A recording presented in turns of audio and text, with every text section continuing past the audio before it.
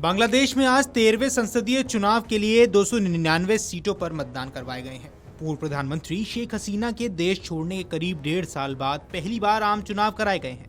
मुख्य मुकाबला बीएनपी और जमात इस्लामी के बीच है। अवामी लीग चुनाव से बाहर है। इसी बीच बांग्लादेश की अंतरिम सरकार के मुख्य सलाहकार प्रोफेसर मोहम्मद यूनुस ने 13वें राष्ट्रीय संसदीय चुनाव को लेकर देशवासियों को हार्दिक बधाई दी और आभार व्यक्त किया। उन्होंने शाम 4:30 बजे मतदान समाप्त होने के बाद अपने प्रेस विंग द्वारा जारी एक बयान में कहा, मतदाताओं की स्वतः स्फूर्ति भागीदारी, राजनीतिक दलों का जिम्मेदार आचरण, उम्मीदवारों द्वारा लिखाए गए संयम और चुनावी प्रक्रिया में शामिल सभी संस्थानों की व्यावसायिक ने सामूहिक रूप से ये प्रदर्शित किया कि लोकतंत्र के प्रति हमारी प्रतिबद्धता अटूट है। राजनीतिक प्रतिद्वंदी द्वारा भ्रामक गतिविधियों के कारण मतदान कम होने के आरोप लगाते हुए बीएनपी ने आज अपने नेताओं और कार्यकर्ताओं से अंतिम परिणाम घोषित होने तक मतदान केंद्रों पर बने रहने का आह्वान किया है। पार्टी ने देश भर में अपने मतदान एजेंटों को मतगणना प्रक्रिया पर कड़ी नजर रखने के निर्देश दिए हैं।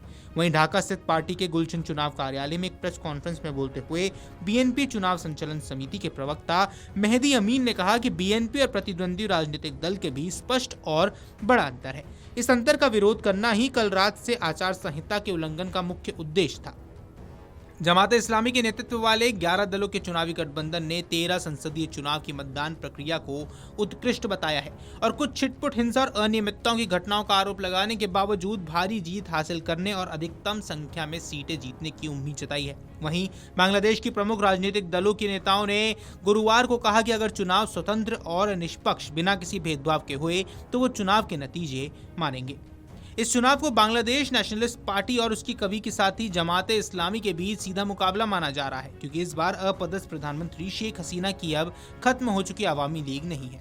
BNP chairman Tariq Rahman, Jamaat Islami chief Shafiqur Rahman और अंतरिम सरकार के प्रमुख सलाहकार मोहम्मद यूनुस ने देश के आम चुनावों में सुबह सुबह वोट डाला। आम चुनाव मोहम्मद यूनुस की तरफ से पेश किए गए 84 पॉइंट के मुश्किल सुधार पैकेज पर रेफरेंडम के साथ साथ हुए। देश भर में 300 में से 299 संसदीय क्षेत्र में लोकल टाइम के हिसाब से वोटिंग सुबह 7:30 बजे शुरू हुई और शाम 4:30 बजे खत्म हो गई। तारिक रहमान ने ढाका के पौष गुलशन इलाके में गुलशन मॉडल स्कूल और कॉलेज सेंटर पर अपना वोट डाला। पोलिंग सेंटर से निकलते हुए रहमान ने कहा कि मैंने वोट देने के अपने संवैधानिक अधिकार का इस्तेमाल किया। 1 दशक से ज्यादा समय से बांग्लादेश के लोग इस दिन का इंतजार कर रहे थे। उन्होंने कहा कि अगर वे सत्ता में आए तो हम देश में कानून व्यवस्था को बेहतर बनाने पर प्राथमिकता देंगे ताकि लोग सुरक्षित महसूस करें। बाद में राजधानी के कई पोलिंग सेंटरों का दौरा करने के बाद उन्होंने कहा कि अगर चुनाव स्वतंत्र, निष्पक्ष, बिना किसी विवाद के होते हैं तो बीएनपी नतीजों को स्वीकार कर लेगी। वहीं आपको बता दें, बांग्लादेश में 299 निर्वाचन क्षेत्रों में मतदान समाप्त होने के बाद ढाका में अब भी मतगणना जारी है। वीडियो डेस्क अमरउजाला.com। अगर आप ये वीडियो YouTube पर देख रहे हैं तो हमारे चैनल को सब्सक्राइब कर बेल आइकन दबाएं और Facebook पर देख रहे हैं तो हमारे पेज को लाइक करें।